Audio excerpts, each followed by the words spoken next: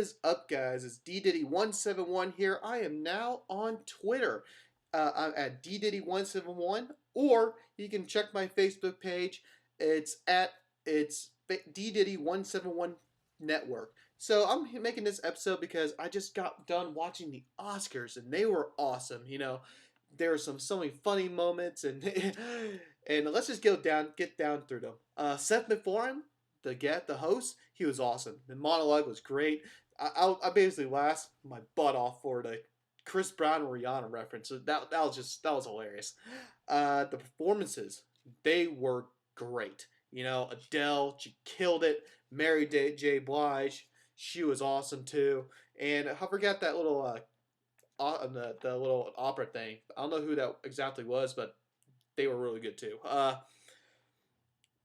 And for the awards, we had a tie for the first time. We had a tie for best sound editing and there was a tie between Zero Dark 30 and Skyfall. I didn't even know that you can actually have a tie in the Academy Awards, but apparently you can. But they both deserved it. They had awesome sound. I watched them both. They're awesome. But the thing is that if I still believe that Skyfall had the best, like in terms of sound, pretty much across the board, and I believe that they should have won the award exclusively. But a close second was Zero Dark 30. So it's good to have a tie. Get two awards out. The 007 tribute was awesome, but I did feel like it could have been a lot more. All they really did was show a bunch of the best moments of James Bond and had an older woman sing one of the theme songs. The trailer was great though, and the theme song was great too. But I felt like they could have done more. With some cars, some somatics, and all that stuff.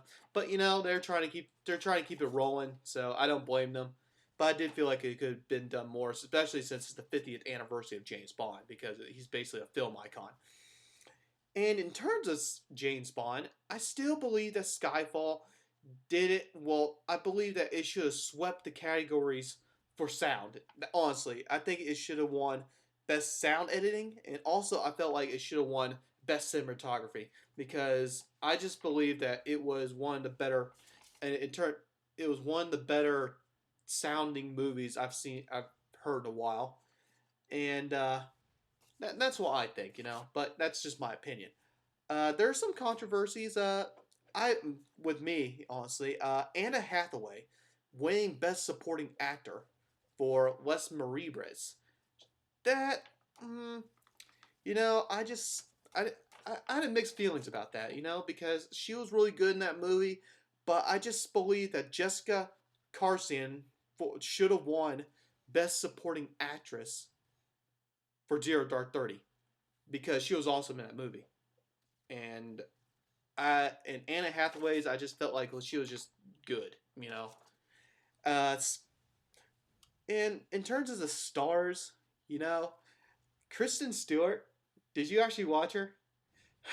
Oh my goodness, she looked like she just got out of a bar. I mean, who invited her to the Oscars? Honestly, inviting Kristen Stewart to the Oscars is basically, I just think it's, she's an actor. I don't want to disrespect her. I don't want to hating her because she's successful. She makes her money. But it just feels like that, just having her there and having these great actors and you have her, I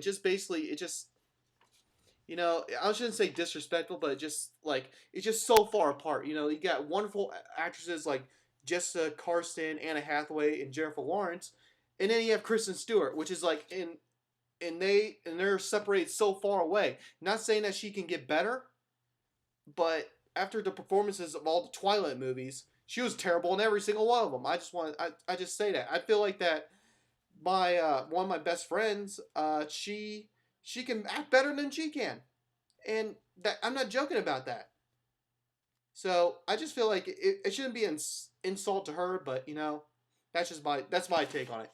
In terms of Jennifer Lawrence, she's really hot. I just want to say that right now because that's what I believe of her, and she's from my hometown too, so that's great. And here's one other controversy I want to talk about: Ang Lee for director for Life of Pi. Seriously, I thought Life of Pi. I mean, I loved the book, and I was disappointed by the movie, and I just felt like that Steven Spielberg for Lincoln should have won that award. I thought he was going to win it hands down, but apparently not. Ang Lee did. I'm not disrespecting Ang Lee. I respect Ang Lee as a director, but I just felt like he dropped the ball. Life of Pi.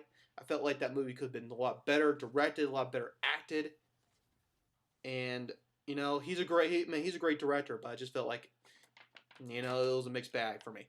Uh, in terms of Kristen Stewart, no, not Kristen Stewart, Jennifer Lawrence for Actress for Silver Lining Playbook, I completely agree. She was awesome in that movie. She made that movie so great. Her and the actor, they were awesome in that movie, and it it was well deserved. And I'm proud of her because she's from my hometown and Louisville, Kentucky, and we're and Kentucky's all up in arms over now right now. Funny thing, she actually left high school. She graduated high school a year early, so that's the funny part. Uh, Daniel Day Lewis for Lincoln, best actor. Completely agree. He nailed that role in Lincoln, and that was really. I mean, I felt like he delivered a memorable performance on with Lincoln, and he killed it.